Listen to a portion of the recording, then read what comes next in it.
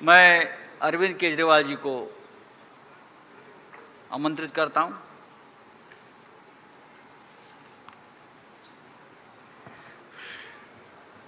आप सब लोगों को मेरा नमस्कार।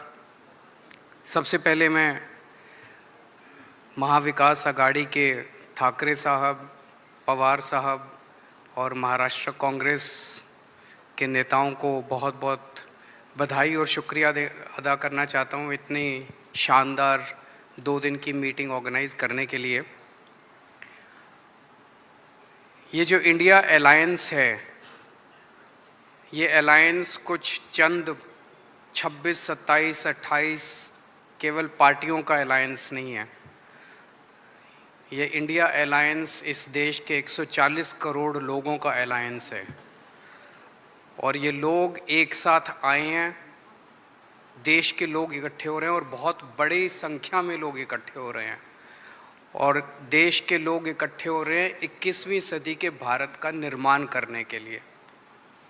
आज हमें बहुत दुख होता है कि आज हमारे देश के अंदर जो सरकार है, मोदी सरकार, मुझे लगता है कि आज़ाद भारत की सबसे भ्रष्ट सरकार और सबसे अहंकारी सरकार है।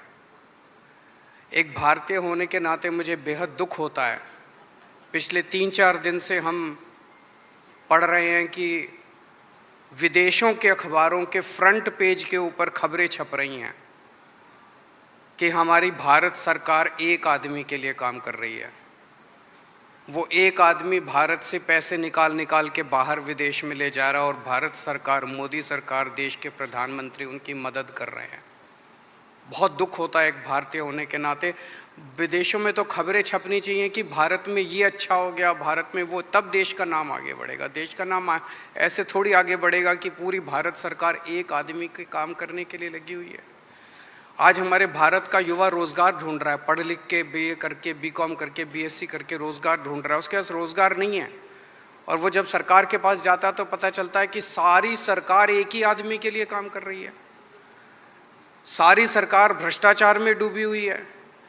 आज हमारे लोगों के घर का खर्चा नहीं चल रहा, लोगों के आमदनी नहीं है, आमदनी उतनी है, खर्चे बढ़ते जा रहे हैं। सरकार के पास जाते हैं, पूरी सरकार एक ही आदमी के लिए काम करने में लगी हुई है।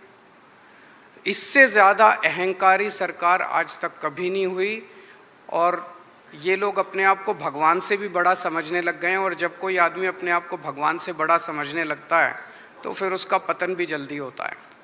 मुझे बेहद खुशी है कि इंडिया अलायंस में सब लोग आपस में जुड़ रहे हैं।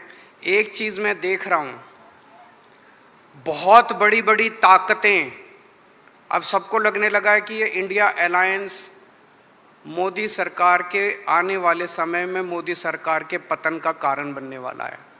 तो बहुत बड़ी बड़ी ताकतें इस इंडिया अलायंस को तोड़ने में लगेंगी, बहुत बड़ी बड़ी ताकतें।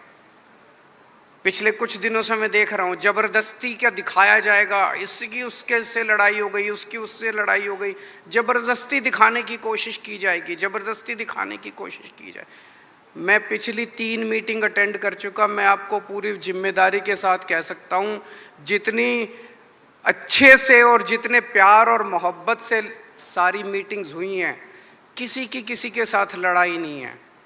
और यहाँ पे जितने लोग बैठे हैं कोई पद के लिए नहीं आया, सब 140 करोड़ लोगों के इस भारत देश को बचाने के लिए आए हैं, इसको तरक्की के रास्ते पे ले जाने के लिए आए हैं।